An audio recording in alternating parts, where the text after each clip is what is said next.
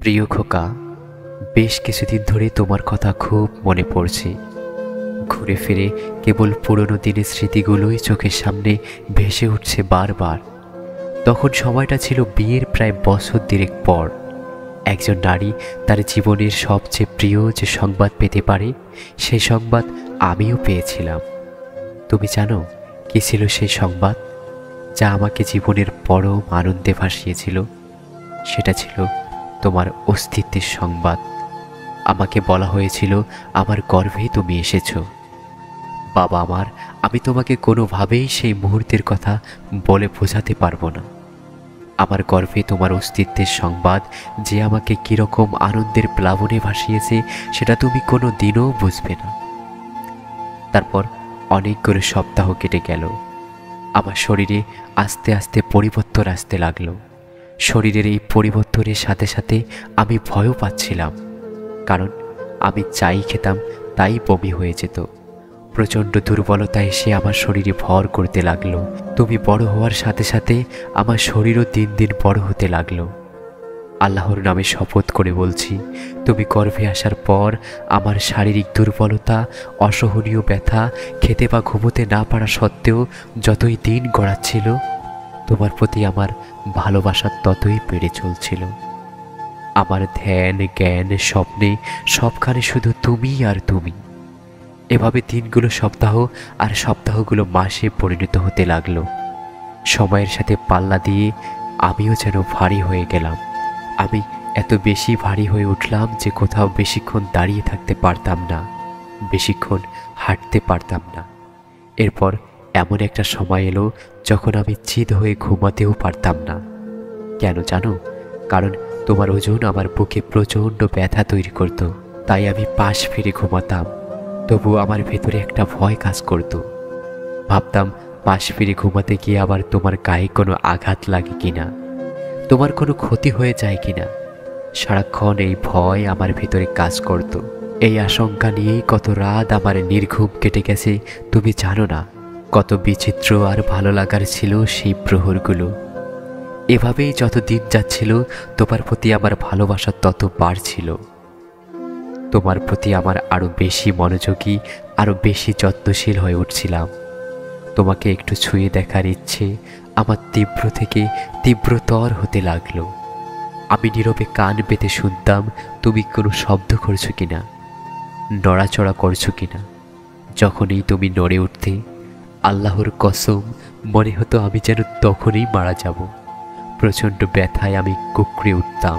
আমি যেন নিজের ভেতর নিজেই গুটিয়ে যেতাম। বিশ্বাস করো, মুখের ভেতর কাপড় গুজে সেই ব্যথা আমি কত শতবার নিজের ভেতরে চাপা দিয়ে দিয়েছি। কাউকে জানতেও দেইনি। কেন জানো? শুধু তোমার জন্য। এরপর একদিন সেই সময়টা এলো, সেই মাহেন্দ্রক্ষণ। সেদিন আমি এমন এক ব্যথা অনুভব করলাম যা আমি এর আগে কখনো অনুভব করিনি। এমন এক ব্যথা যার কারণে আমার মনে হচ্ছিল আমি বুঝি মারাই যাব। ব্যথার পর ব্যথা, চাপের পর চাপ, সেকেন্ডের পর সেকেন্ড, মিনিটের পর মিনিট। আল্লাহর কসম, সেই সময়টাকে আমার সারা জীবনের মতো দীর্ঘ মনে হচ্ছিল। সেই মৃত্যু সম যন্ত্রণার মধ্য দিয়ে যখন যাচ্ছিলাম, বিশ্বাস করো, তখনও একটিবারের জন্য আমি তোমাকে অভিশাপ দেইনি। এক মুহূর্তের জন্য আমি তোমাকে দোষারোপ করিনি। বরং সে সময়ে আমি এক অন্যরকম আশা, আকাঙ্ক্ষা নিয়ে তোমার জন্য অপেক্ষা করছিলাম। তোমাকে একটু ছুঁয়ে দেখার ইচ্ছের কাছে জগতের সকল যন্ত্রণা, সকল ব্যথা যেন পরাজিত হয়ে গেল। অপরিসীম ভালোবাসা, আদর আর মায়াভর্তি এক হৃদয় নিয়ে আমি তোমার জন্য প্রহর গুনছিলাম। অতঃপর তুমি পৃথিবীতে এলে। শপথ সেই সত্তার, যার হাতে আমার প্রাণ। তোমার চেহারা দেখা মাত্রই সকল যন্ত্রণা, সকল দুঃখ, ব্যথা যেন নিমিষেই মিলিয়ে গেল। এতক্ষণ যে ব্যথা আমার কাছে মৃত্যু সম মনে হচ্ছিল, সেটা যেন কর্পূরের মতো কোথায় উড়ে গেল। এবং আমার দুচোখে ব্যথা আর যন্ত্রণার যে অশ্রু ছিল, মুহূর্তেই সেটা আনন্দের অশ্রুতে পরিণত হলো। যখন আমি তোমাকে ধরলাম এবং বুকে টেনে নিলাম, আমি হাসলাম আর বললাম, সুবহানা রাব্বিয়াল আলা। আল্লাহ আমাদের এক মহা আশীর্বাদ দান করেছেন, এক মহা নিয়ামত দান করেছেন। প্রিয় সন্তান, এরপর সেই নির্ঘুম রাতের গল্প কি তুমি শুনবে না?